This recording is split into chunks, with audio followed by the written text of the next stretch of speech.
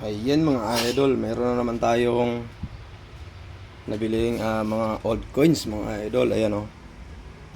Meron ako ditong ito 1902 mga idol. Ayan o. 1902. Ayan, ito ay meron siyang ayan, Moonlight Mint 1902. Ang harapan ito natakpan mga idol. Ganito yung harapan niya ganito. Ganito yung harapan niya, ayan, ganito. Ganito siya, yan o, 1 peso yung harapan niya. Ayan, natakpan. Ito yung, ano niya, kuwa. Ayan o.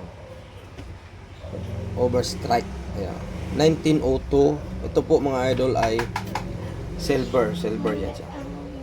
May halaga po itong 10,000 pataas mga idol. Hanggang 20,000 pataas pa. Yung isang ganito. Na 1902. Ayan mga idol, meron pa tayong pambili ha. No? Ayan, may pambili pa tayo mga idol. Ayan. PM lang yung gusto magbenta. Ito naman. Ayan ang mga idol. Oh. Ayan. Ayan. Ito naman ay 1845 mga idol. Ayan o. Peruana. Ito ay silver. Malaki din po ito. Silver coins.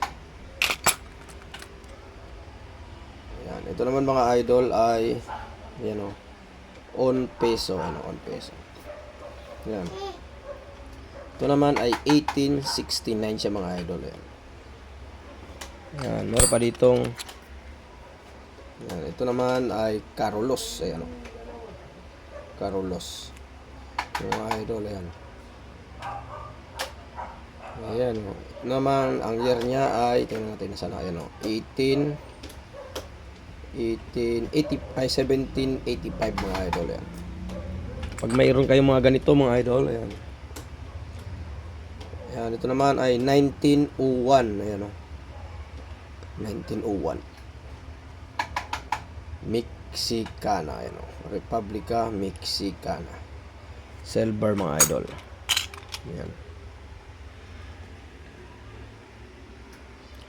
Meron pa tayo dito mga idol. Ito. 1879. Ayan o.